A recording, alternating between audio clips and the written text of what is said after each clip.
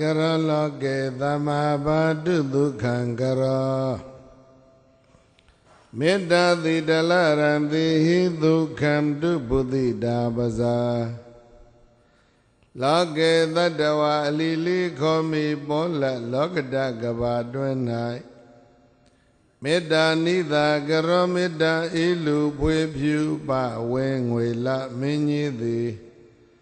သမ္မတတ္တဝါတွေဤမြစေဖို့အတရေရှွန်းကကောင်းမွန်စွာဒုက္ခံကရောသူလည်းဝန္တာ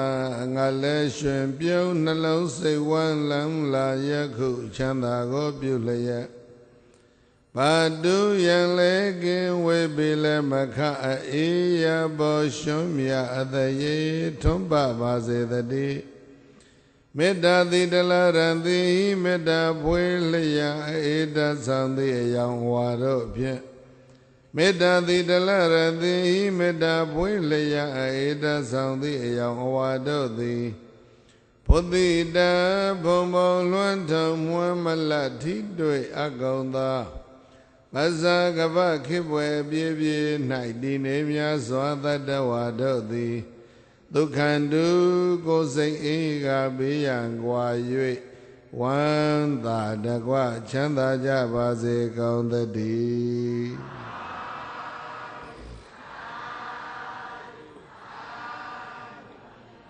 အလုံးသောတရားချစ်ခင်သူရစင်များ30ဘုံအရစင်မြဲနာအနန္တစัจ java လာ၌ရှိကြကုန်သောအနန္တသတ္တဝါတွေဘေးရခတ်သိမ်းကင်းငြိမ်းကြစေဖို့အစဉ်ရခတ်သိမ်းကင်းငြိမ်းကြစေဖို့နှလုံးစိတ်ဝမ်းအေးချမ်းကြစေဖို့အလုံးမေတ္တာဓာတ်တွေပို့လို့ကြရမယ်မေတ္တာဘုရားပိုက်ကလေးတွေဘုန်းကြီးတို့ဆိုပေးတဲ့နောက်ကလိုက်ပြီးတော့တစ်ခေါက်စီအလုံးညီအောင်ဆိုလိုက်ကြပြီးတဲ့အခါမှာ3ခေါက်စီတညီတညွတ်တဲ့မေတ္တာပို့ကြရမယ်ကိုယ်စိတ်နှပြဘေးရန်ကွာချမ်းသာကြပါစေ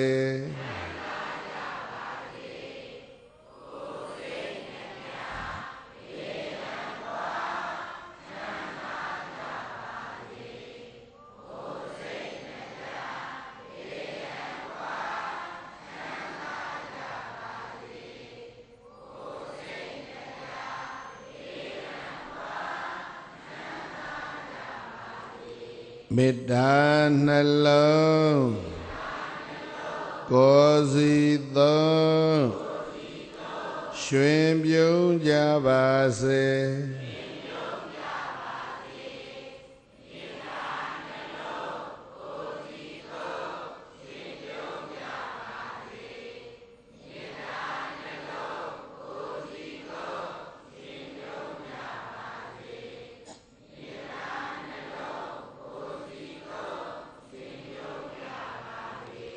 မေတ္တာယံသူဒေါသမုအပုကင်းပါစေ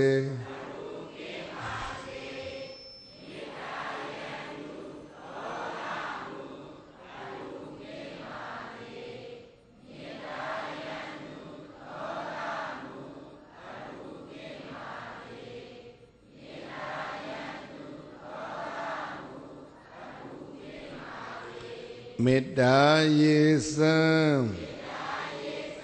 ကိုယ်စီဖြင့်အေးချမ်းကြပါစေ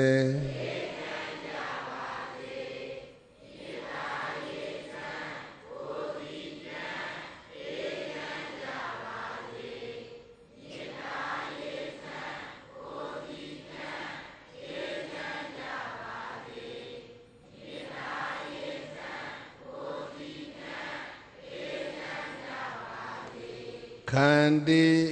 ယံဒေါသမံတွန်းလှန်နိုင်ပါစေ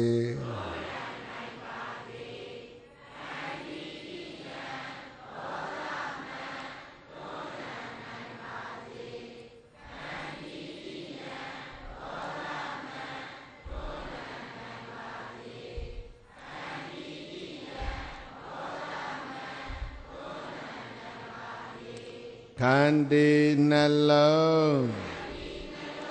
အစဉ်သုံးရွှင်ပြုံးကြပါစေ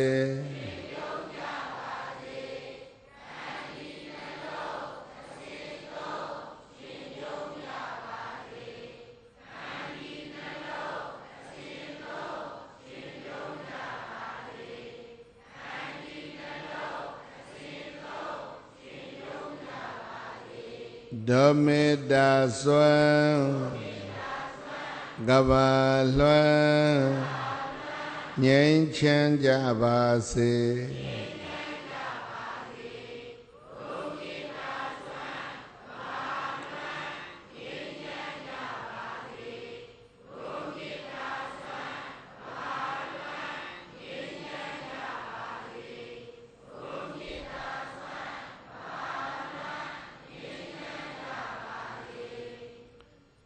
မေတ္တာမင်းစုသကောလောကေသူဘုံလောဟောတုသဗ္ဗရာ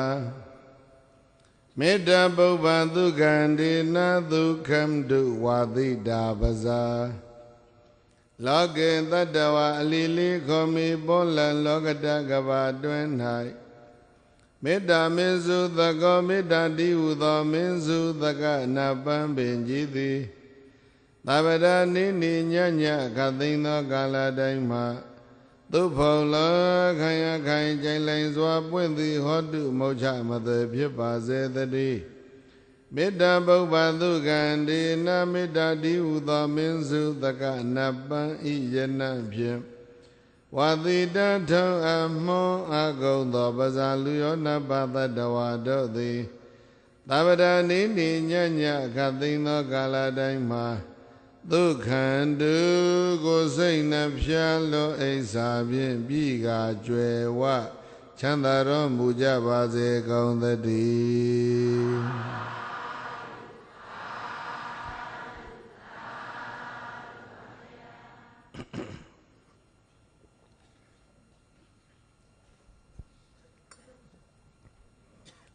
1368ခုနှစ်ပြာတော်လာပြီကျော်13ရက်ရကြကာလ9နာရီ15မိနစ်အချိန်ကစတင်လို့ရန်ကုန်တိုင်းသာကေတမြို့နယ်ရံပြည်3ရပ်ကွက်မာကဆွမ်းလောင်းသင်္ကဆင်ခြင်းပါတဲ့ဓမ္မသဘင်ကိုယခုခါမေတ္တာသီသမေတ္တာပဒနာနဲ့စတင်ဖွင့်လှစ်ပါပြီ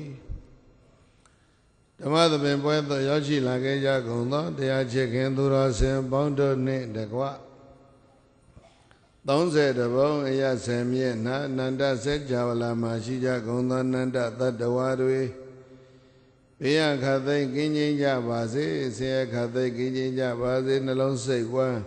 အေးချမ်းကြပါစေကိုယ်စိတ်နှပါချမ်းသာခြင်းနဲ့ပြည့်စုံကြပါစေလို့မေတ္တာဓာတ်တွေဖြန့်ဝေပြီးတော့ဓမ္မသဘင်ကိုစတင်ဖွင့်လှစ်ပါပြီမာကဆွမ်းလောင်းသင်ဆိုတော့ဘုန်းကြီးတို့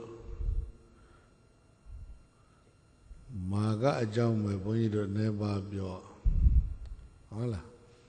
ဒါတော့ကတော့ဒါဟောမလို့မဟုတ်ဘူးဒီကျတော့မာကတွေ့တော့ငါမာကအကြောင်းတော့ပြောမယ်နော်အပမဒေနမဂဝါဒေဝနံသစ္ထတံကတောအပမတံပတံတန္တိပမဒောကရဟိတောတတာမာကအကြောင်းကိုမြတ်စွာဘုရားကဇတ်တော်တစ်ခုမှလည်းဟောထားတယ်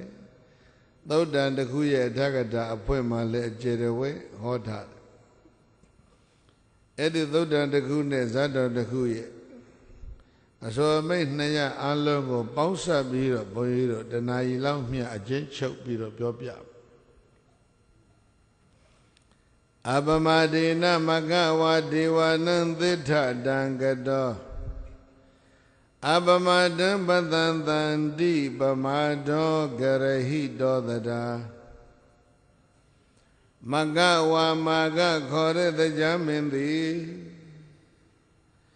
အပမဒေနအပမထတရားလက်ကင်ထားသဖြင့် ဒေဝနာနာအပေါင်းတို့တွင်ဝနာအပေါင်းတို့ထက်သစ္စာတံအမြင့်ဆုံးအမြတ်ဆုံးသောနာမည်ဖြင့်သို့ကတော်ဆက်ရောက်တော်မူခဲ့ပြီတကားမာကဆိုတဲ့လူတယောက်ဟာအပမာဒတရားလက်ကင်ထားသဖြင့်နတ်ထဲမှာတော့အမြတ်ဆုံးနတ်ပဲတဲ့ဣဒ္ဓယေမာကဆိုတဲ့လူတယောက်ဟာအပမာဒကိုလက်ကင်ထမ်းလို့အထွတ်ထိပ်ကိုရောက်ခဲ့တယ်ဒီပါဠိတော်ဒီစင်းတင်းရဲ့ဒီဘာသာပြန်ကအဲ့ဒါမာကဆိုတဲ့လူတယောက်အထွတ်ထိပ်ဘာနဲ့ရောက်တယ်လဲဆိုတော့အပမာဒနဲ့ဘာနဲ့လဲဘယ်ထဲမှာထွတ်ထိပ်ရောက်တယ်လဲလို့ဆိုတော့စတုမာရိယတာဝရိနာရဲ့နတ်ပြည်နှစ်ပြည်မှာသူထိတ်ဆုံး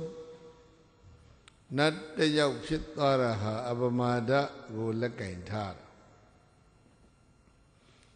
မဂဝါမာကခေါ်တဲ့တရားသီဝါမာကခေါ်တဲ့လူတယောက်သည်အပမဒိနအပမဒကိုလက်ကင်ထားသဖြင့်ဒေဝနာစတုမာရိနဲ့တာဝရိန်သာနတ်နှစ်ရွာဆိုရတဲ့နာပေါင်းတို့တွင်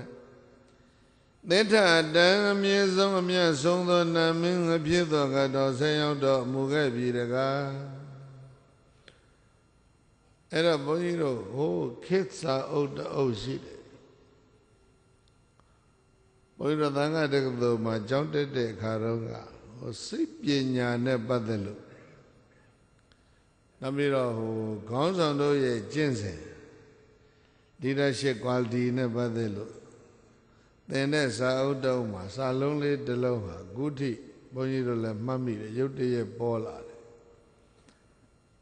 Character is power ဆိုတဲ့စာလုံးတစ်လုံးရှိတယ်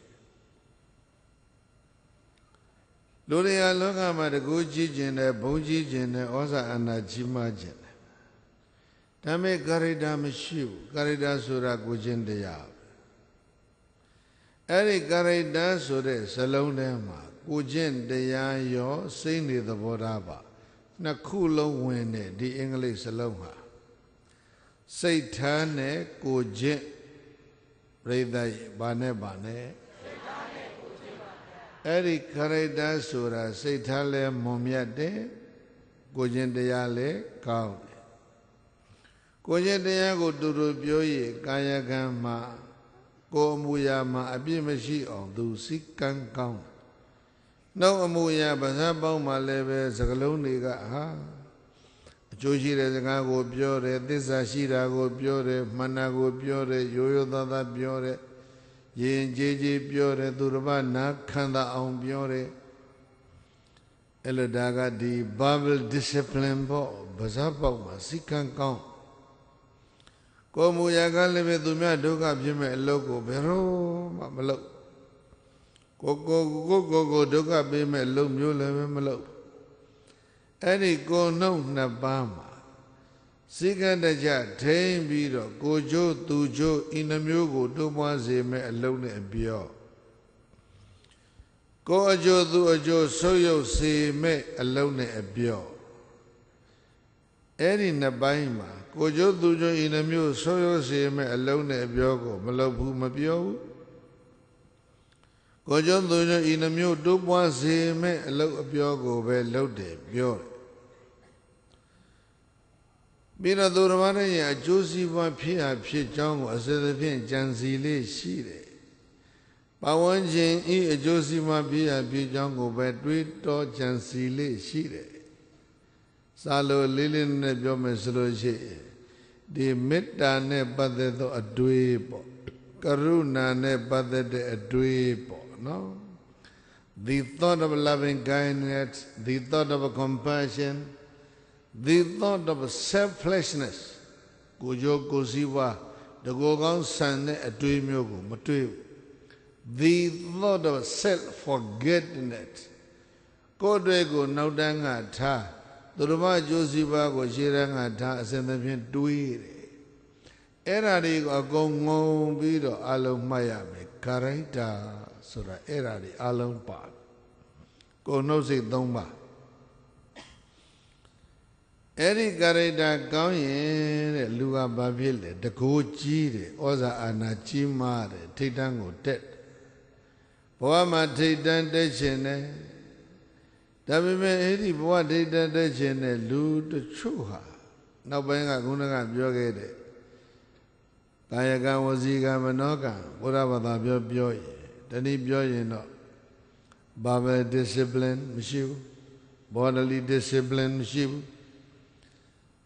mentally ပေါ့လေစိတ်ဓာတ်ရေးရာအဖြစ်အလွန်ညံ့ဖြစ်ဒါပေမဲ့အဲ့ဒီလောက်ညံ့ဖြစ်မိပဲရန်ခါမှာနော်လောကမှာထိတ်တန်းရောက်နေတဲ့လူတွေရှိတယ်အဲ့ဒီထိတ်တန်းရောက်တာဟာအဲ့ဒီမိမိရဲ့ကာရိတာနဲ့ရောက်သွားတော့မဟုတ်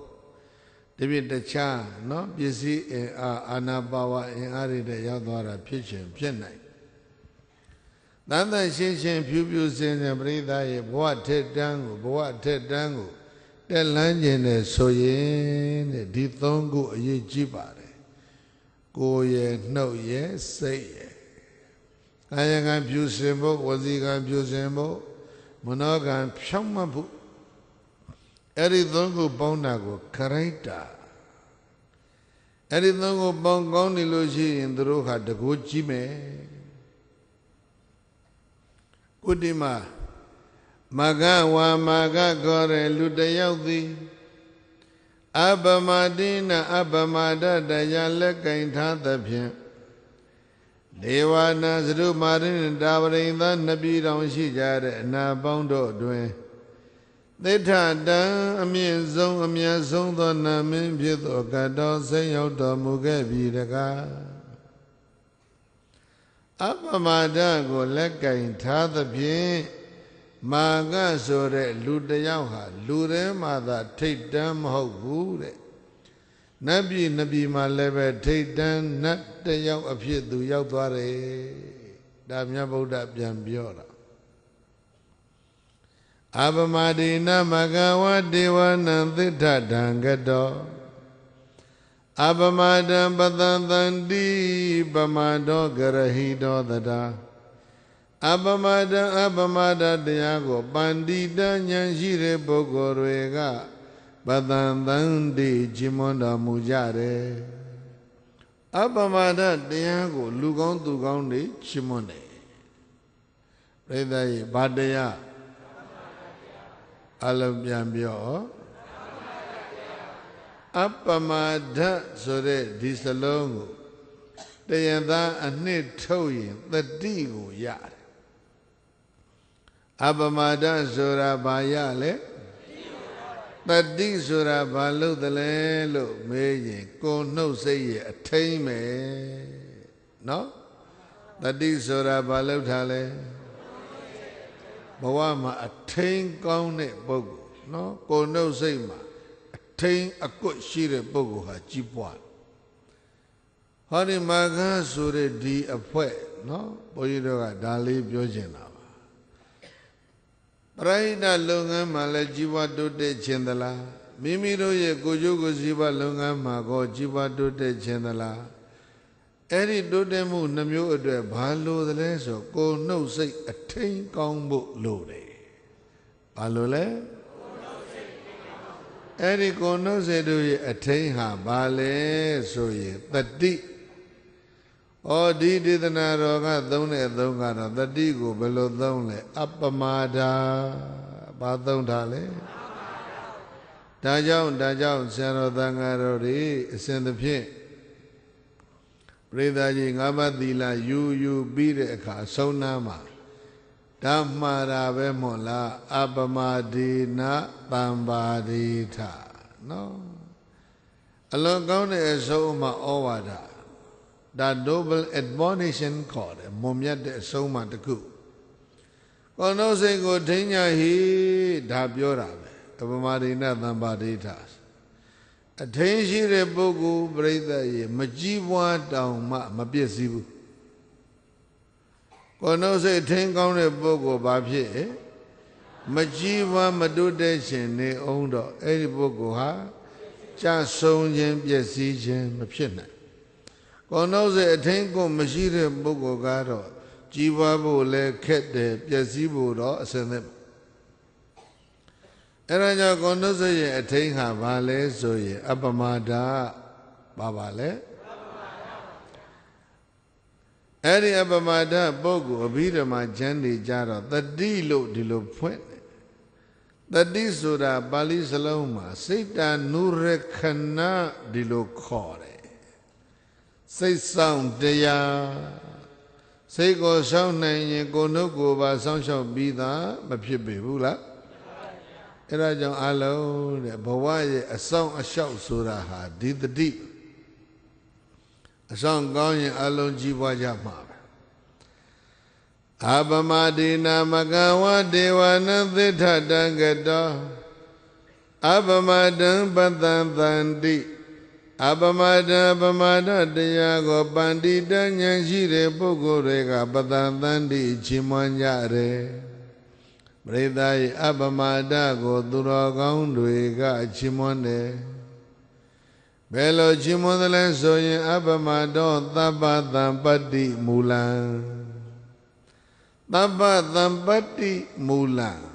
အလုံးစုံသောជីវတိုးတက်ခြင်းရဲ့အခြေခံအကြောင်းရင်းជីវတိုးတက်ခြင်းအလုံးတို့ရဲ့အခြေခံအကြောင်းရင်းသည်ဗာတရားအပမဒတရားနော်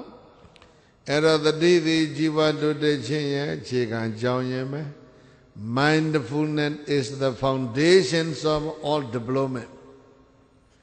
တိုင်းပြည်နဲ့လူမျိုးကြီးပွားတိုးတက်ချေရင်ကိုနှုတ်စိတ်အလုံးဘာဖြစ်ရမလဲစီကံတရားထိန်းနိုင်ရကိုနှုတ်စိတ်သုံးပါးကိုစီးနဲ့ကန်းနဲ့မထိန်းတဲ့လူမျိုးနဲ့တိုင်းပြည်ဟာမကြီးပွားကဘာမှာကြီးပွားနေတယ်တိုးတက်နေတယ်ဆိုတဲ့တိုင်းပြည်ကြီးတွေကိုကြည့်ရင်သူစီသူကန်းနဲ့သူ့ဟာသူအထင်ကိုတည်ရှိတယ်အော်ဒီနေရာကွန်းထွေးသူမထွေးနဲ့ဆိုထွေးကိုမထွေးဘူးအဲ့ဒီတိုင်းပြည်သွားကြည့်ဟာလှပသားရနေတာဒီနေရာမိုက်မပြင်းနဲ့ဆိုပြစ်ကိုမပြစ်ဘူးနော်ဘုန်းကြီးတို့ဒီမှာတော့ဘယ်ဟုတ်မလဲမော်တော်ကားနဲ့လည်းပဲပေါင်းသွားစားပြီးတဲ့ဥစ္စာကားပေါ်နေတပွားပွားလမ်းပေါ်ချသွားကြတာအဲ့ဒါကြောင့်ဘုန်းကြီးတို့လူမျိုးတွေဟာជីវတုတ္တချင်းကဘာမှာအားနေပြီးတော့နောက်တန်းရောက်နေတာဟာအဲ့ဒီစီကံမဲ့မှုဟာအကြောင်းတစ်ခုပါတယ်နောက်တစ်မျိုးပြောရင်ကိုယ်နှုတ်စိတ်သုံးပါးကိုအထင်းအကွမရှိတာဟာအကြောင်းတစ်ခုပါတယ်တမျိုးလေးနည်းနည်းမြင့်မြင့်ပြောရင်တော့ခန္ဓာဓာညံ့တယ်ဆိုရင်မာငါတို့အဖွဲ့စိတ်မဆိုးကြနဲ့နော်ခန္ဓာဓာကောင်းလို့ဒီတော့ပညာရှိသူတော်ကောင်းတွေကအပမဒတရားသည်ជីវတုတ္တခြင်းအလုံးတို့ဤအခြေခံအုတ်မြစ်အပမဒရဲ့ဟိုဘက်ပြောင်းပြန်စလုံးတစ်လုံးကပမာဒဘာပါတယ်လဲ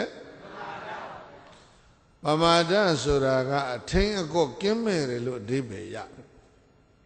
ကိုယ်နှုတ်စိတ်သုံးပါးမှာအထင်းအကွက်မရှိဘူးအဲ့ဒီပမာဒအာကြီးရင်တော့တဲ့အဲ့ဒါပျက်စီးခြင်းရဲ့အကြောင်းပဲပမာဒဝိပတ္တိမူလံပမာဒကိုယ်နှုတ်စိတ်သုံးပါးကိုအထင်းကိုမရှိဘဲနဲ့နေကြမယ်ထိုင်ကြမယ်ဆိုရင်တော့ဝိပတ္တိမူလံပျက်စီးဖို့ကြောင်းပါပဲလို့ပန္တိတာဉာဏ်ရှိတဲ့ပုဂ္ဂိုလ်တွေကပမာဒံပမာဒတရားကိုကရဟန္တိကိတော်မူကြတဲ့အပမာဒံအပမာဒတရားကိုတော့သံပါတိမူလန္တိជីវတုတ္တခြင်းရဲ့ကြောင်းရဲ့ပတန်တန်တိជីမန္တမူကြတယ်ရဲ့လို့သာထာနလူတို့ဆရာပညာရှင်ကိုရောမြတ်သည်ဝေါဇာကရုဏာရှိရှုဟောပြတော်မူခဲ့ပါပေသတည်း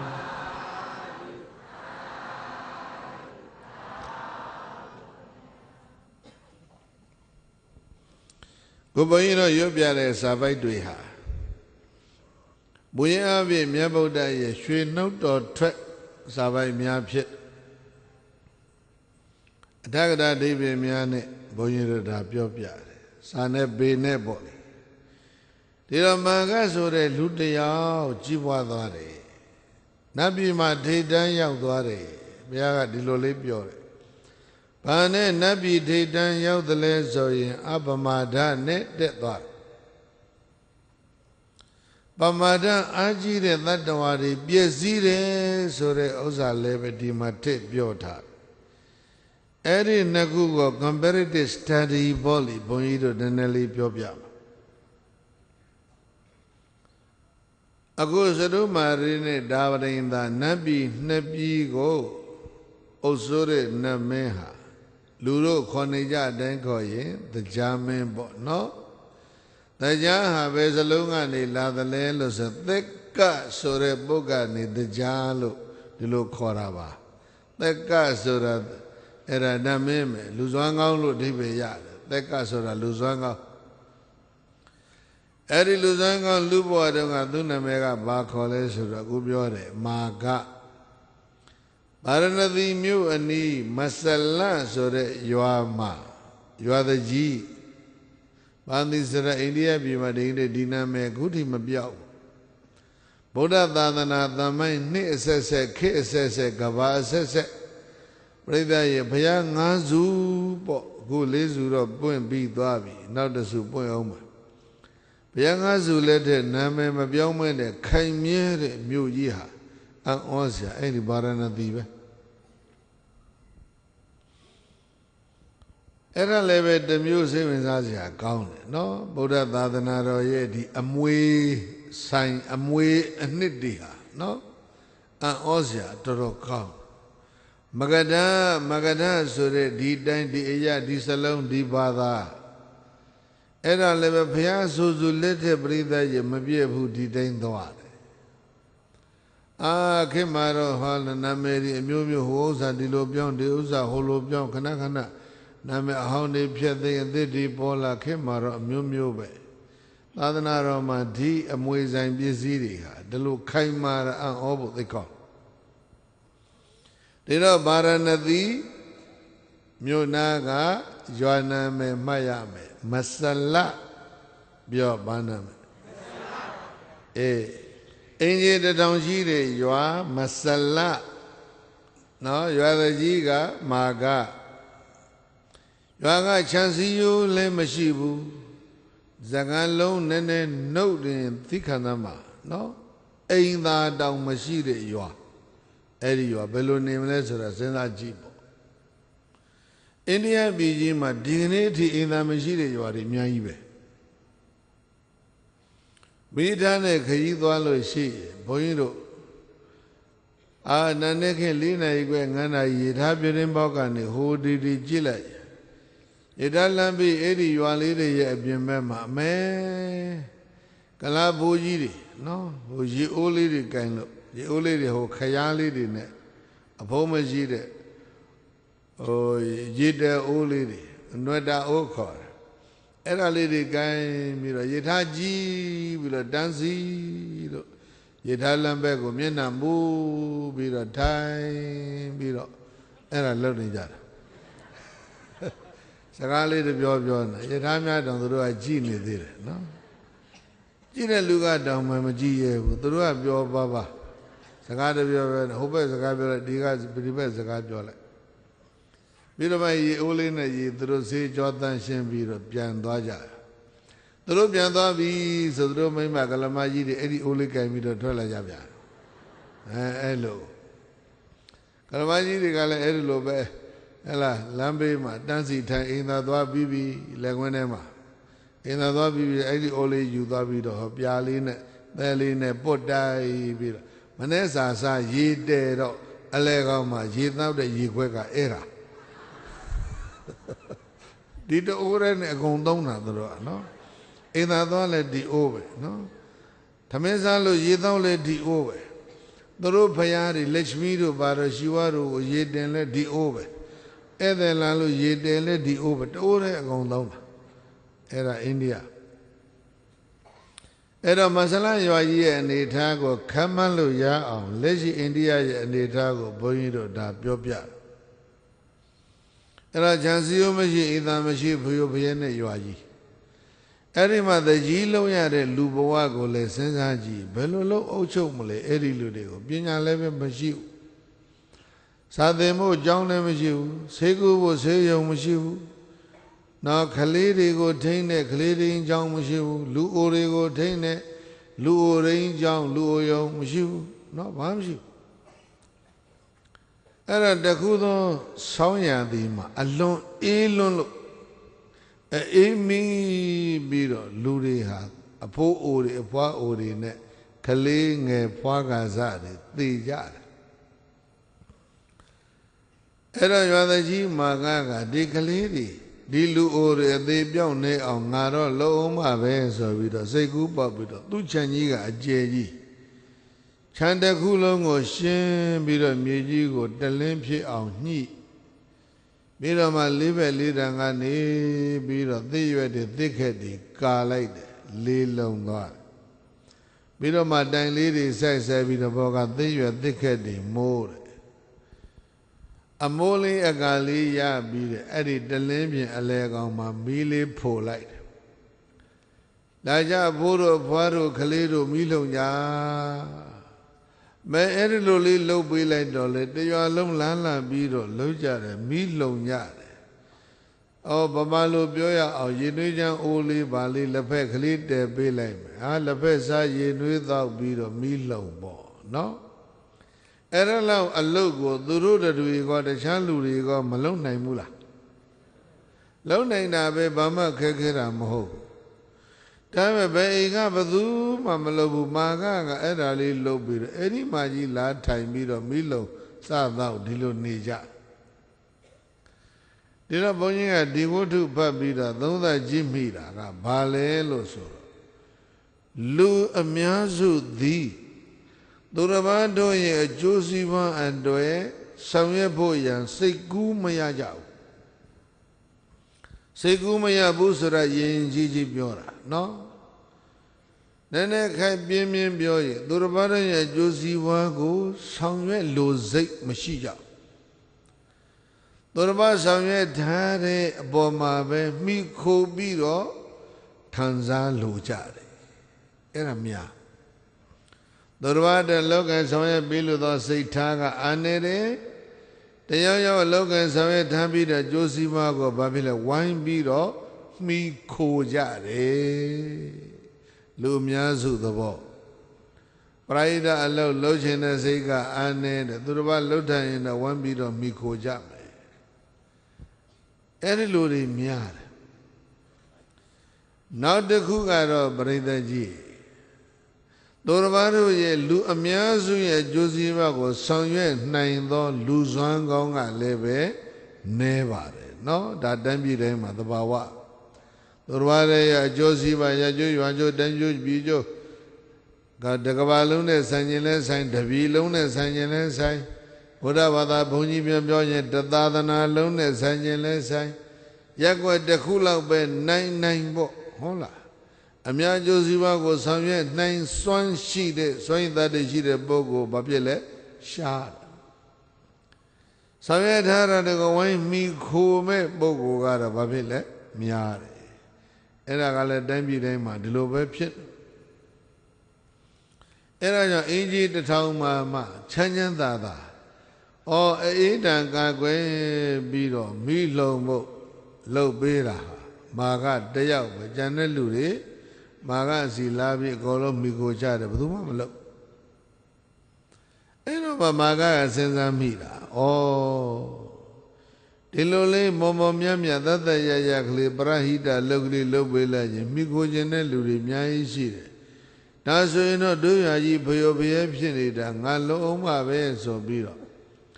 အဲ့ဒီတရားလုံးတရွာလုံးခစ်လို့ပြောရအောင်နော်ဖွံ့ဖြိုးတိုးတက်မှုအလုပ်လောက်ကြရအောင်ဟေးလာအသင်းတစ်ခုထောင်မယ်ပါကြစမ်းပါဝင်ကြစမ်းပါလူတွေကိုခေါ်ပြီးတော့စီယုံတာအင်ကြီးတစ်ထောင်လုံးမှလူဘလောက်ရလဲလို့ဆိုလို့ရှိရင်33ယောက်ပဲရဘလောက်ရအင်ကြီးတစ်ထောင်ရှိတယ်ရွာတိန်တယောက်ရဖို့တော့ကောင်းတယ်မရဘူးနော်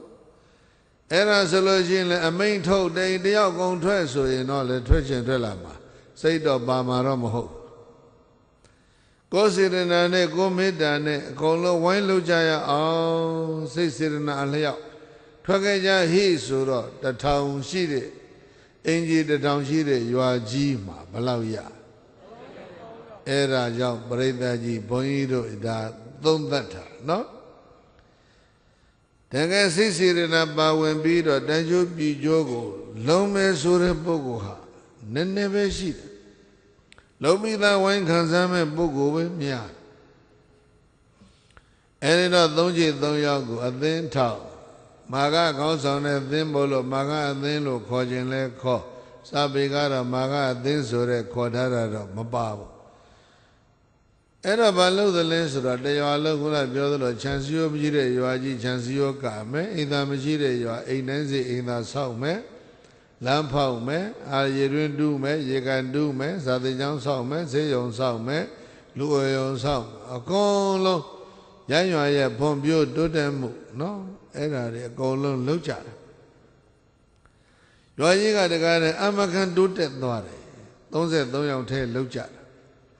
ဒါပေမဲ့ဆိုတာဘာပြောမှလဲသိလားအဲ့ဒီခေါင်းဆောင်ကြီးဥမာကမိန်းမတော့4ယောက်ရှိတယ်တဲ့အဲ့ဒါတော့ထူးတယ်ဗျာနော်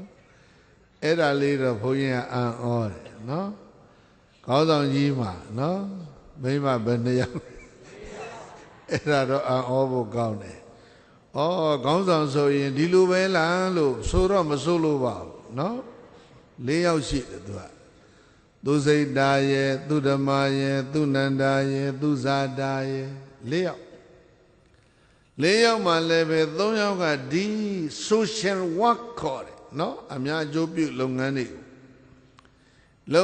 ကိုဝါသနာပါတာ social work social welfare work ပေါ့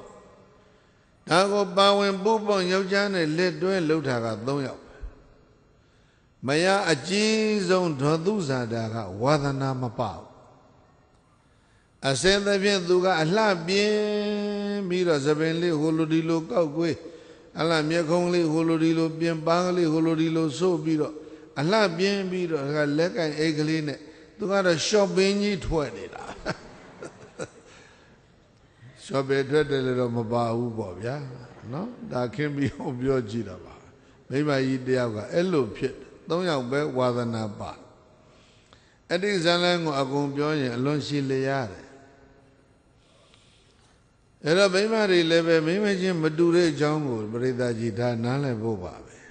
တယောက်ထီးသောယောက်ျားကိုဝိုင်းမိခိုးနေတဲ့ဒီမိမ4ယောက်ဟာစိတ်ဓာတ်ချင်းမတူ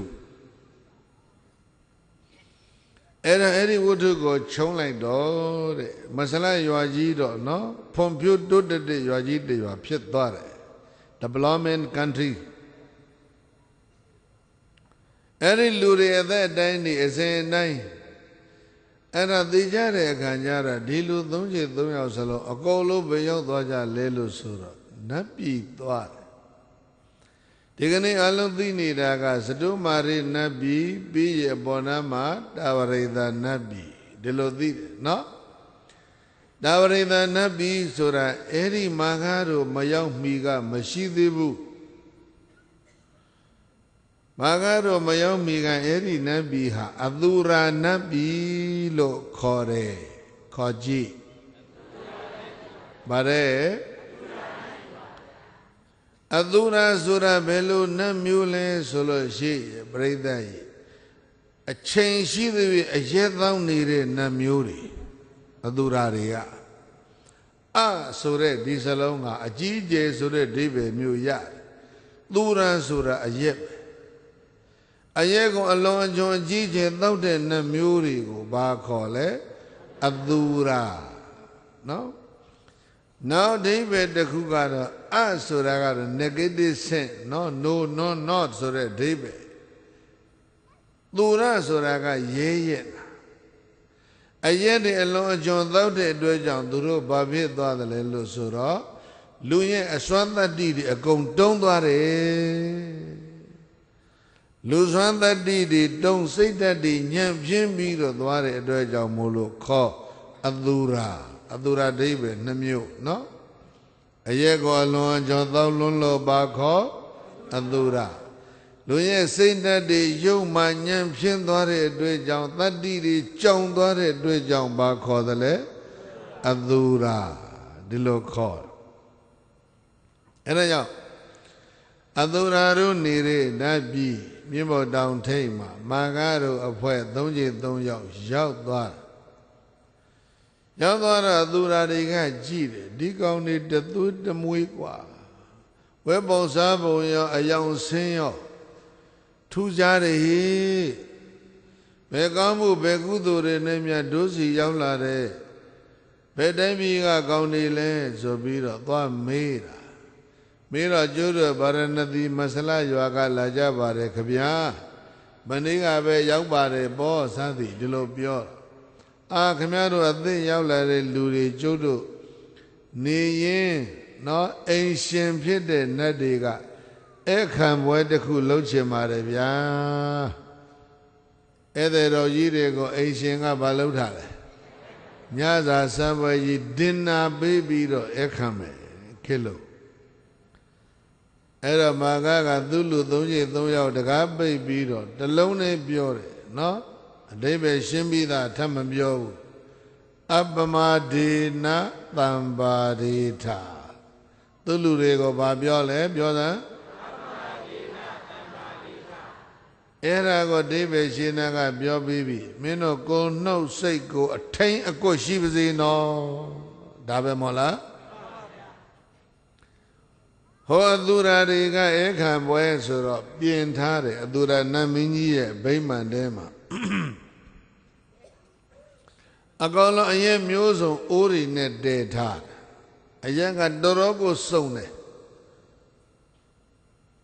တိုက်ကဘီယာလည်းပါမယ်မန္တလေးဘီယာလည်းပါမယ်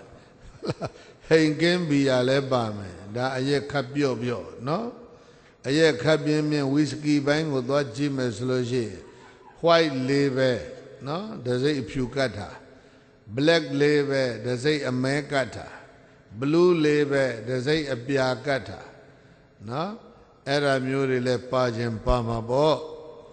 အရက်မျိုးစုံအကုန်တည်ထားစားစရာမျိုးစုံအကုန်တည်ထားပြီးတော့မှတီးဝိုင်းမှာနတ်သားလုံးဝမပါစေရဘူးနတ်သမီးတွေကြီးတီးဆိုတဲ့အဖွဲမှာနတ်သမီးတွေကြီးဆိုကတဲ့အဖွဲမှာနတ်သမီးတွေကြီးကနတ်သားလုံးဝမပါတဲ့ဆိုဝိုင်းတီးဝိုင်းကဝိုင်းကြီးတွေနဲ့ကလထိုင်နေနဲ့လှဲ့ဝိုင်းထိုင်တော့အသူရာတွေနတ်မင်းကြီးများကတစ်ဖက်မာဂတို့ဘွဲကတစ်ဖက်ထိုင်ညမာဂတို့ဘွဲကလူတွေထိုင်တဲ့နောက်ကျောမှာတယောက်လျင်မာဂတို့နတ်သားတယောက်လျင်နောက်ကနတ်သမီးတယောက်ဘယ်ဘက်ကတယောက်ညာဘက်ကတယောက်အသူရာနတ်သမီးလေးတွေစာထဲမှာပြောတယ်ခိုးချေအစင်းရှိသောအသားအယောင်ခိုးချေဆိုတာပဲနဲ့ခိုးရဲ့ခြေထောက်ကလေးတွေကြည့်လေဘယ်လိုနေလဲနိတွတ်ကလေးတွေနော်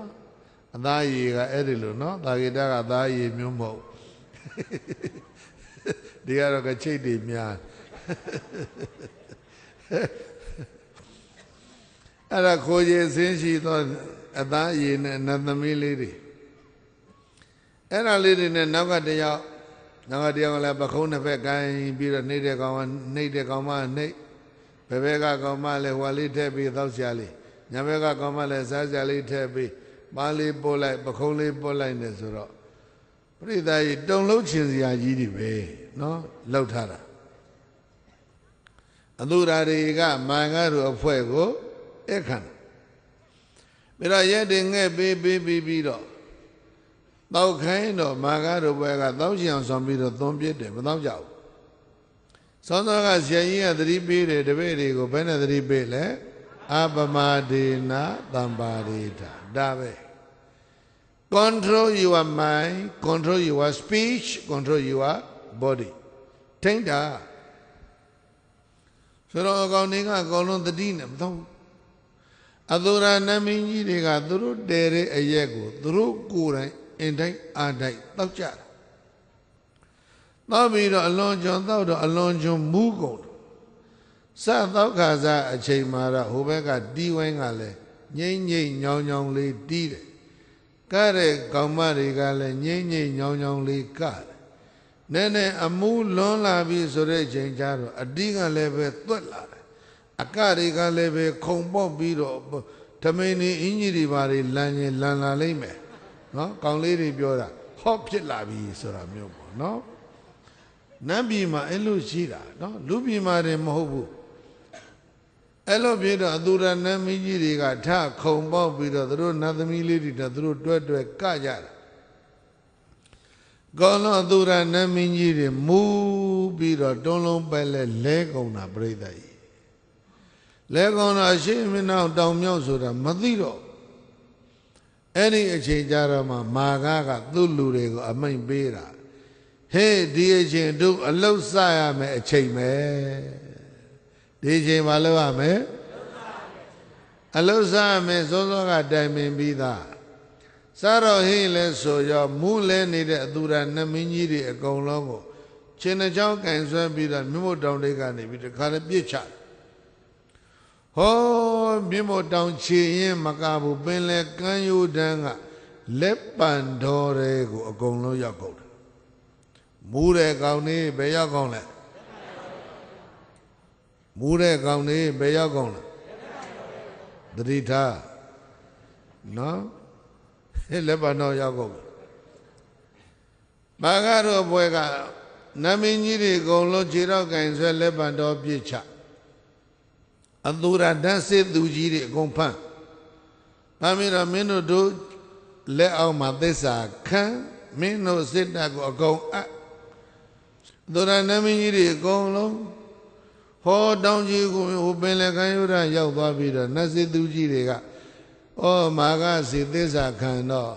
မာကရဲ့ဘက်တော်သားတွေအကုန်ဖြစ်တဲ့အချိန်မှာအသူရနတ်ပြည်ဆိုင်ဘုတ်ကြီးကိုဖြုတ်အဲ့ဒီမှာနာမည်ပြောင်းတာနော်သုံးချိန်သုံးယောက်တို့ဤတိုင်းပြည်တစ်တိန်သားတာဝတိန်သားနော်အဲ့ဒီတော့မှအသူရနတ်ပြည်ကဗာနတ်ပြည်ဖြစ်ရတာလေတာဝတိန်သားမာကရောက်သွားမှနာမည်ပြောင်းတာဗျာအသူရနတ်ဗိမာန်တွေကအကုန်ဖြဲ့အသူရနတ်ဗိမာန်တွေပြက်ပြီးတော့မာကဗိမာန်အသစ်ဆောက်သူကိုယ်တိုင်စည်းစိမ်ခံဖို့နန်းဆန်ဖို့ဝေးစရန်တာပြတ်သားကြီးဆောက်အဲ့ဒီမှာတာဝရိန်သာနတ်ပြည်ဆိုတာကိုမာကတိဆုပ်ပြီးတော့စတုမာရိရောတာဝရိန်သာရောနတ်ပြည်တော်လုံးမှာတမင်းတဲ့အုပ်ချုပ်သွားတာဟာမာကဘာနဲ့လှုပ်သွားသလဲဆိုပြိဿကြီးတလုံးနဲ့ပဲအပမာဒနဲ့လှုပ်သွားတာဒီတော့ဘုန်းကြီးတို့ပြိဿကြီးခုနကငါးပါးသီလခံယူတော့နောက်ဆုံးသိက္ခာပုဒ်ကိုကြည့်လိုက်ဥရာမေရယမေဇဘာလဲမေဇပြီးရင်ပမာဒဌာနဘာဌာနပမာဒဆိုတာကအထင်းအကောကင်းမဲ့ခြင်းဌာနဆိုတာကအကြောင်းရင်းဒီသုရမေရယသည်တဲ့ဘဝရဲ့အထင်းအကောကင်းမဲ့ခြင်းဤဘာလဲအကြောင်းရင်းပဲသုရမေရယဆိုတဲ့သိက္ခာပုဒ်သည်နော်အရက်တော့ချင်းသည်ပေါ့လေရှင်းရှင်းပြောရင်သူများပစ္စည်းလည်းမခိုးသေးပါဘူးတတ္တဝါရဲ့အသက်ကိုလည်းမသတ်သေးပါဘူးဒီအရေးလေးတောက်ပြီးတော့ဒီအမုံလေးတွေစားမျိုးရှူးနေတာပါပဲဒါပေမဲ့ပမာဒဌာနလို့ဆိုတဲ့အတွက်ကြောင့်ဒုစရိုက်အားလုံးရဲ့အကြောင်းရင်းဖြစ်လို့အဲ့ဒါကိုအကြီးအကျယ်ရှောင်ဖို့ရနော်ဘာသာတရားတိုင်းကမလုပ်ထလဲဒါကိုတတ်မြစ်ထားဘာသာတရားတိုင်းကဒါကိုအကြီးအကျယ်တတ်မြစ်ထို့သဖြင့်ဗုဒ္ဓဘာသာကဒါကိုအကြီးအကျယ်တတ်မြစ်ဘာကြောင့်တန်းသလဲဆိုတော့စလုံးလေးမမေ့နဲ့ပမာဒဌာနဘာဌာနthe original source of all kind of evil မကောင်းမှုအလုံးတို့၏အကြောင်းရင်းသည်တဲ့ဒီသုရမေရယပဲနောက်တစ်မျိုးပြောမယ်ဆိုလို့ကြီး the source of not fall down ကြဆုံးခြင်းပြည့်စည်ခြင်းရဲ့အကြောင်းရင်းသည်ပါတယ်လေဒီသုရမေရယပဲအဲ့ဒီတော့အပမာဒလက်ကင်ထားတဲ့မာကားတို့အဖွဲ့ကဘာဖြစ်သွားလဲထိတ်တန်းရောက်သွားတယ် ပမာဒအားကြီးတဲ့ကောင်တွေကဘယ်ရောက်ကုန်လက်ပံတော့ရောက်ကုန်တယ်ဒါကြောင့်မာဂတို့အဖွဲဟောဒီမှာနော်မာဂဇွန်လောင်သင်းဘာရေးကြီးလဲအပမာဒကိုယ်နှုတ်စိတ်ကိုဘာလို့ရမလဲထင်ရမယ်နော်ပမာဒရဲ့အကြောင်းရင်းသည်ဗါတဲ့လေသူရာနဲ့မေရယဟုတ်လားအဲ့တော့ကဘာမှာအောက်တန်းနောက်တန်းကြံ့သွားခြင်းရဲ့အကြောင်းရင်းဟာဘာလဲပြိဿရဲ့တောက်လုံးလို့ဘုရားကဘာရရတိုင်းပြည်အသီးသီးကိုတော်တော်များများရောက်ဘူးတဲ့အထက်မှာအင်္ဂလန်နိုင်ငံရဲ့အနောက်ဘက်ကအိုင်ယာလန်ဆိုတာကိုရောက်ဘူးတယ်အဲ့ဒီအိုင်ယာလန်နိုင်ငံမှာလူတွေဟာဒီဘလောက်များသောက်တယ်လဲဆိုလို့ရှိမနေ့7 နာရီနဲ့7 နာရီလောက်မှာသူတို့မနေ့စာစားပြီးအကြီးကျယ်တောက်ကြတာဈေးသည်တွေဈေးဆိုင်တွေမှာ7 နာရီလောက်စားပြီးတောက်ပြီးဆိုရင်ဆိုင်ထဲမှာအကုန်လုံးအတုံးရုံအိတ်နေကြတာအဲ့ဒီအချိန်ဘယ်ဆိုင်မှာမှဘာဈေးမှဝယ်လို့မရအောင်နေ့လယ်တစ်ချက်ခွဲ2ချက်လောက်မှအမှုပြေးပြီးတော့အိယာကနိုးလာကြတယ်အဲ့ရလာမှာနော်အဲ့တော့ဘယ်သွားမြို့သွားလဲဒီတိုင်းပဲရွာသွားလဲဒီတိုင်းလူတွေကဘာဖြစ်တယ်လဲမူးပြီးတော့အဲ့ဒါအိတ်နေကြမက္ကဆီကိုဘုန်းကြီးတို့ရောက်ဘူးတယ်မက္ကဆီကိုလည်းမက္ကဆီကန်တွေလည်းဒီတိုင်းပဲစားတာကလည်းငရုတ်သီးအလွန်စားတယ်ပူဆက်နေတာတွေစားတယ်ပြီးတော့အရင်လည်းသိတော့တယ်မနေ့7 နာရီလောက်မှဆိုင်လေးဖွင့်တယ်7 နာရီလောက်စားပြီးတော့တောက်ပြီးအိတ်ကြဒီလည်းတစ်ချက်ခွဲ2ချက်မှပြန်ထအဲ့လိုလူတွေနော်ကဘာမှာတောက်တယ်အဲ့ဒီလူမျိုးနဲ့အဲ့ဒီတိုင်းပြည်တွေကိုသွားကြည့်လိုက်တော့ကြီးပွားတိုးတက်မှုရှိလားလို့မေးတော့နောက်တန်းမှာရှိတယ်ဗျဖွံ့ဖြိုးတိုးတက်တဲ့အပိုင်းမှာမရှိဘူးအဲ့တော့ဒီကနေ့တော့မာကမှာဘုန်းကြီးတို့ကဒါလေးပြောပါတယ်နော်မာကတို့ဘွယ်မဆလရွာကနေစတုမာရိရောတာဝရိန္ဒာကျော်နှစ်ပြည်တော်မှာထိတ်တန်းကိုဗာနဲ့တက်သွားတယ်လေအပမာဒနဲ့တက်သွားတယ်ပမာဒအားကြီးတဲ့အသူရအရက်သောက်တဲ့အကောင်တွေဘယ်ရောက်သွားလဲလက်ပံတော်ရောက်သွားတယ်အဲ့တော့မာကကနတ်ပြည်ကိုဘိုလ်လို့အုပ်ချုပ်လို့လည်းပြီးရောသူကနတ်စစ်သူကြီး39ယောက်နဲ့နတ်စစ်တပ်ကိုစနစ်တကျဖွဲ့ပြီးတော့မှအဲ့ဒီမှာအစင်းအုပ်ချုပ်ရေးစနစ်ကိုဘယ်လိုလုပ်လဲဆိုတော့အရှိအယကဒတ္တရထတောင်ရကဝိရုံလကအနောက်ဘက်ကဝိရုပက္ခမြောက်ဘက်ကကုဝေရနမင်းကြီးဘယ်နှပါလဲစတုမဟာရာဇာဆိုတာဒါဝရတိမေနတတရတောတကိနေနဝိရုံလကောပေစီမေနဝိရုပက္ခောကုဝေရောဥဒ္ဒရန္တိတံပရိကြီးဖတ်ရင်ကိုဒါတွေတွေ့နော်အဲ့တော့မြင်းမတောင်ရဲ့အရှိချမ်းမှာတန္တရထဘာရီကိုချထားလဲမေးရင်ကန္တပတောင်ဘက်ကဝိရုံလကဘာရီနဲ့လဲဆိုကုမ္ပန်တွေအနောက်ဘက်ကတော့နာဂနဂါတွေမြောက်ဘက်ကတော့ဘလူတွေ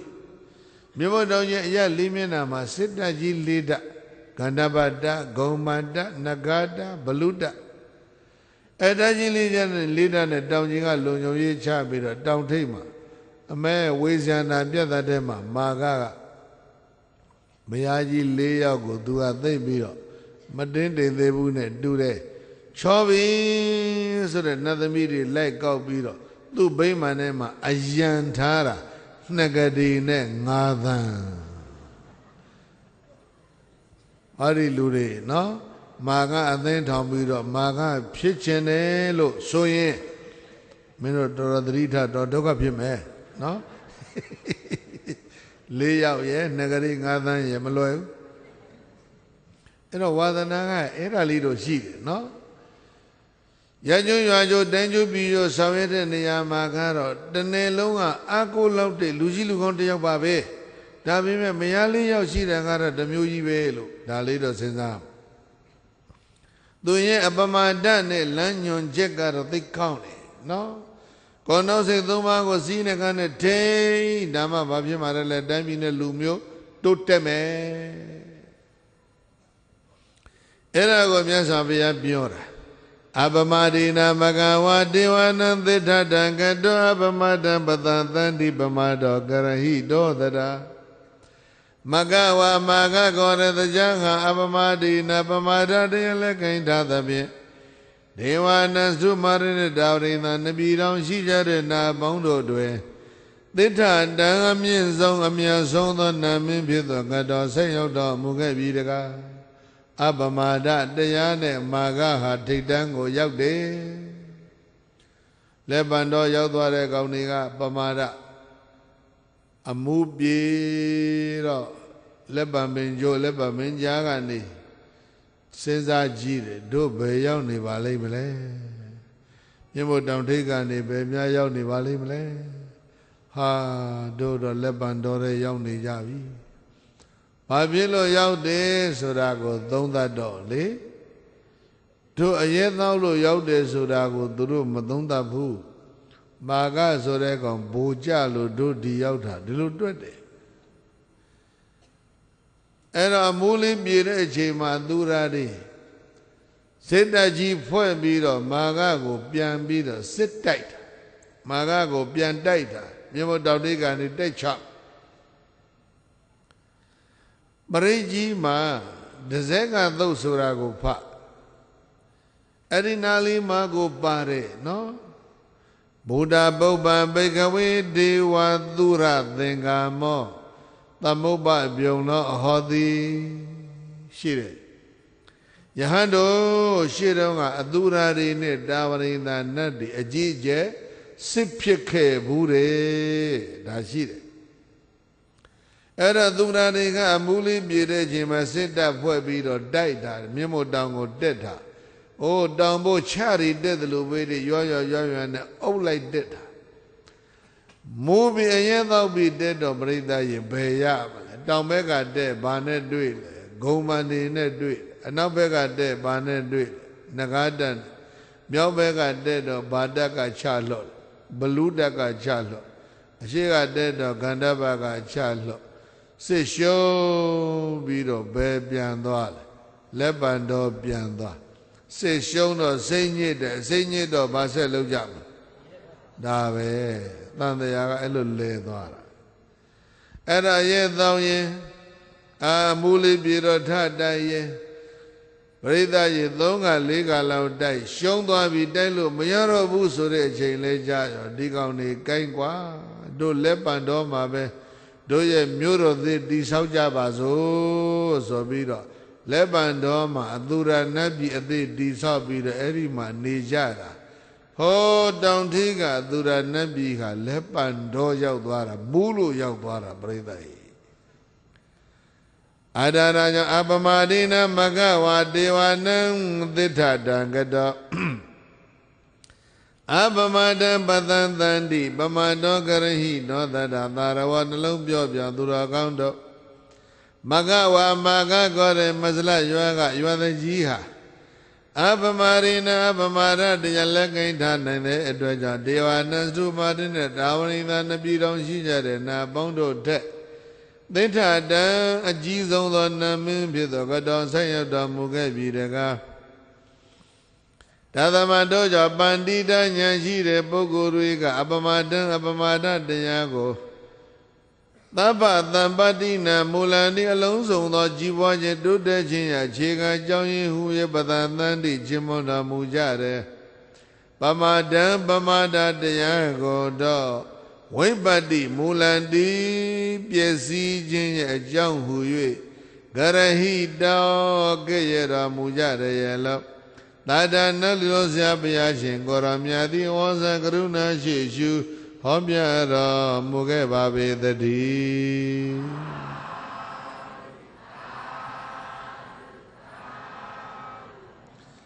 အပမတောအမတပတပမတောမိစုနောပဒအပမဒနမိယန္တိယေပမတယထာမတသာရဝနှလုံးပြောပြောသူတော်ကောင်းတို့အပမတောအပမဒတရားကအမတပတံမသေးတဲ့လမ်းကိုသွားနေတာနဲ့အတူတူပဲအပမဒတရားသည်ဘယ်လမ်းကိုသွား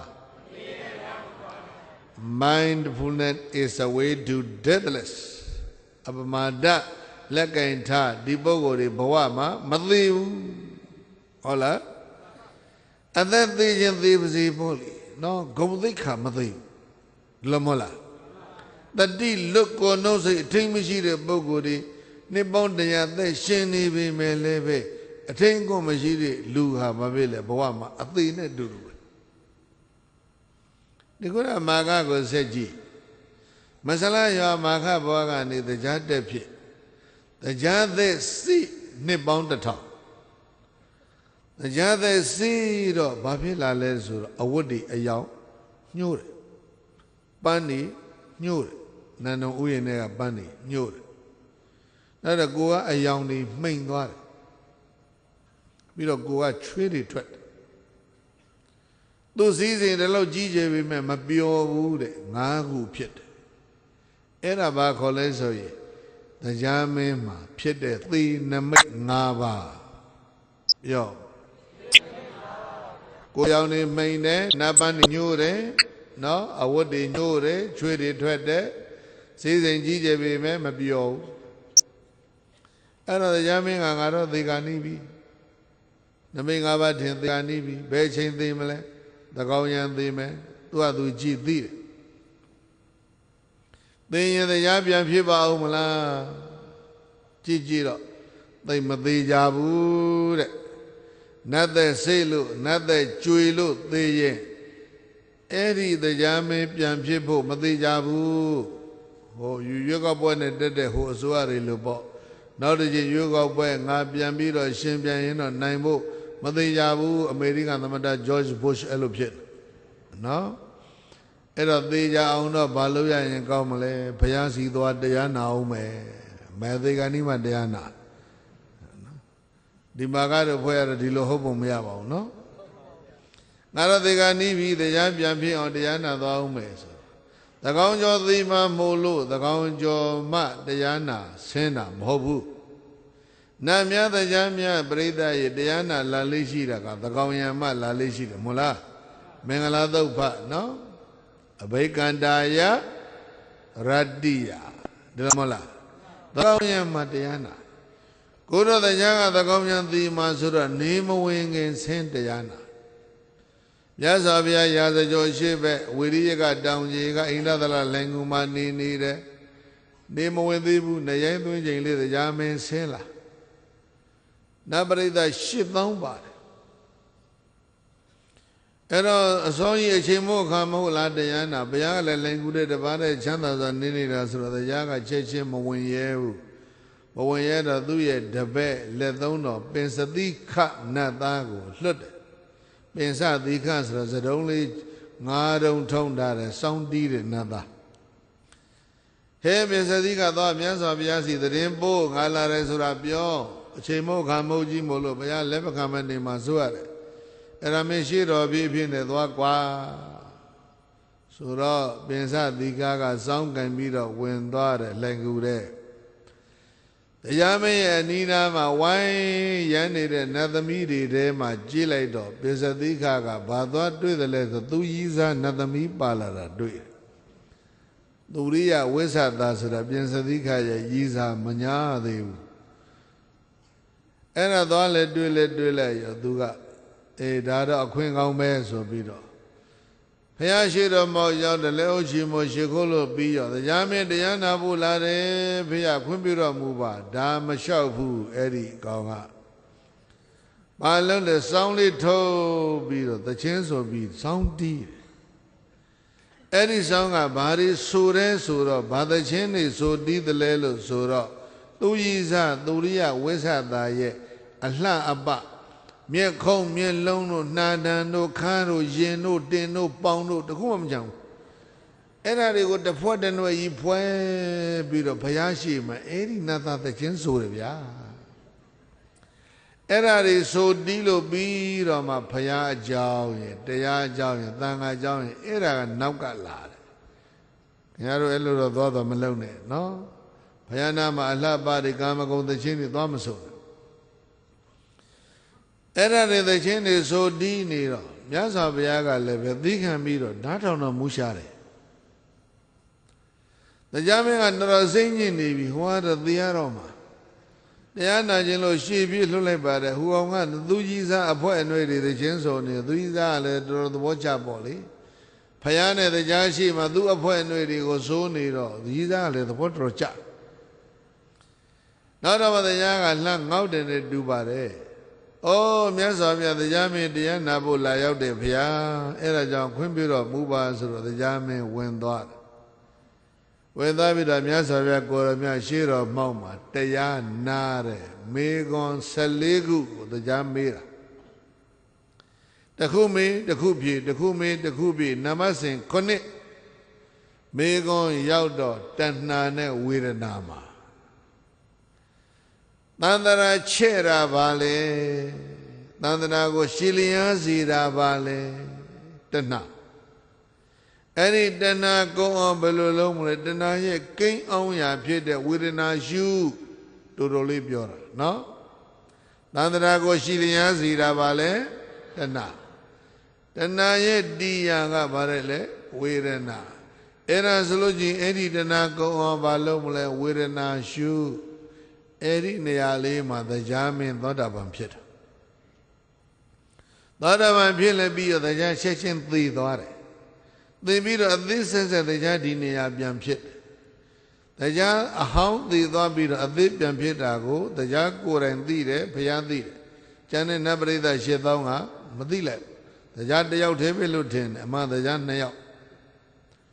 တရားတပုတ်ကိုနော်တရားမင်း2ဘဝနာတာကြိုက်မယ်ဆိုကြိုက်เสียကောင်းတယ်ပရမတရားတစ်ပိုင်းကတရားအိုဘဝနဲ့နာတယ်နောက်တရားတစ်ပိုင်းကတရားအသစ်နဲ့နာတယ်တဘဝထဲမှာတရား2ပုတ်နာတာသောတာပန်တည်ပြီးတော့ကြံတဲ့9ခုဆက်ပြီးတော့နာသေးတယ်တရားသောတာပန်အဖြစ်ကနေအပေါ်မတက်တော့ဘာကြောင့်လဲဆိုတော့သူကြည်နဲ့သွားပြီလေသူကနိဗ္ဗာန်ရခြင်းလို့မဟုတ်ဘူးလာတာကတရားပြန်ဖြစ်ခြင်းလို့တရားနာတာအဲ့ဒါပဲခုဟောဒီမာဂတို့အဖွဲ့တရားနာတာကတော့နိဗ္ဗာန်အတွက်လားတရားဖြစ်ခြင်းလို့လားမာဂဖြစ်ခြင်းလို့လားမမေးပါဘူးတခုခုတော့သူတို့ဖြစ်ခြင်းတာရှိလိမ့်မယ်ဟောဒီလူတွေနော်အဲ့တော့တရားမင်းပြန်ဖြစ်ပြီဆိုကြတဲ့ကိုကသူ့ဟို4ယောက်နဲ့လည်း2ကလေး5သန်းကသူ့လက်ထဲပဲတခြားလူလက်ထဲမအားရတော့အဲ့ဒါလေးကျင်နေသွားတော့နောက်ပဲဟောနေတဲ့တရားရှည်တယ်လို့တောင်ထင်တယ်သူကပိုတယ်လို့တောင်ထင်တယ်မြတ်စွာဘုရားကလည်းဆုံးအောင်သာပြောနေရတာအဲ့တော့ဘေကွန်14ခုနဲ့အဖြေတွေဆုံးလဲသွားရောတရားမင်းကသိကျေးဇူးတင်တာပဲဖေဟာသိကျေးဇူးတင်ဖို့ကောင်းတာပဲအလွန်ကျေးဇူးတင်တာပဲဘာကျေးဇူးတင်တာလဲအပယ်လေးပါးတကားပိတ်နိဗ္ဗာန်တကားပေါက်ရောက်လို့ကျေးဇူးတင်တာမဟုတ်ဘူးဟိုဟာတွေပြန်ရလို့ကျေးဇူးတင်တာအဲ့ဒါနမောတတဗုဒ္ဓဝတ္တောရတောသမ္မာသမ္ဗုဒ္ဓတဆိုတာကို3ချိန်ရွတ်ဆိုရှ िख ိုးပြီးတော့မြေကြီးလက်နဲ့ပုတ်ပြီးတော့ဘုရားရှ िख ိုးပြီးတရားပြန်သွားတာနမောတတဘုရားရှ िख ိုးကတရားမင်းအဲ့ဒီမှာရှ िख ိုးသွားတာဗျနော်ဘုရားရှ िख ိုးလက်ဟောင်းအဲ့ဒါအကောင်းဆုံးပဲဒါတဲ့ကောင်းတဲ့ဘုရားရှ िख ိုးမရှိဘူးတရားမင်းအဲ့ဒီတရားအသိပြန်ဖြစ်ပြီးတော့နတ်ပြည်အပြန်မှာရှ िख ိုးတာနမောတတနဲ့ရှ िख ိုးသွားတာအဲ့တော့ဒီမှာလေးပဲပြောချင်တာကသေခါနီးလေးမှာသေခြင်းကိုတတိရတာဟာဘာလဲဆိုရင်အပမဒဒီတော့အလုံးကိုနောက်ထပ်ပြောရမှာကသေခြင်းတရားကိုလည်းမမေ့ကြနဲ့ဟုတ်လားသေခြင်းတရားဆိုတာဟာပရိသတ်ကြီးတကိုးကြီးတဲ့လူလည်းသေတယ်တကိုးမဲ့တဲ့လူလည်းသေတယ်ချမ်းသာတဲ့လူသေသလိုဆင်းရဲသူလည်းသေတယ်လူတွေသေသလိုနတ်တွေလည်းသေတယ်မြမာတွေလည်းသေတယ်လူနတ်မြမာတထေးတကြွယ်ကုံတယ်လည်းလို့အာနာရှိအာနာမဲ့ယဟန်ပုံနာဆင်းရဲသားလူမိုက်လူဆိုးနာမည်ပဲကွဲတယ်သေဆိုရင်အလုံးဘာဖြစ်လဲအတူတူပဲ death is a level လားသေခြင်းတရားကအလုံးကိုတညီတယ်ညှိပစ်တယ်အဲ့ဒါကြောင့်မိမိဘဝကိုမမေ့နဲ့နှစ်သေခြင်းတရားကိုမမေ့နဲ့သုံးကတော့ဘဝတုတ်တဲ့ခြင်းကိုယ်နှုတ်စိတ်3ပါးကိုတတိနဲ့ထိန်ဒါပါပဲဟုတ်လားအပမတောအမတံပတံပမတောမေစုနောပတံ Apamadana miyanti yepamada yatha amada Apamada apamada diyadi amada mada madhyama nibbān ko thwāre lame Pamada pamada diyadi misuno vanati lan lျှောက်တာနဲ့အတူတူပဲApamada thati ကောင်းတဲ့ပုဂ္ဂိုလ်တွေနမိယံတိမသေးကြဘူးယေပမတယဓမ္မနာသတိလွတ်တဲ့ပုဂ္ဂိုလ်တွေဘဝမှာလူသေးနဲ့တူတယ်ဒါသမတောဇာဣမသမိန်ဓမ္မဝိနည်းတရားသဖြင့်ဆုံးပါတဲ့ဒီဘုရားရှင်သာသနာတော်မှာအပမဒေနာပမရတရားလက်ကိဋ္ဌသဖြင့်သဗ္ဗကိစ္စနှင့်လုံးစုံသော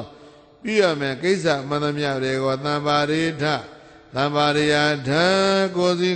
ပြည့်စုံအောင်အာထုတော်မူကြကုန်ရာသတည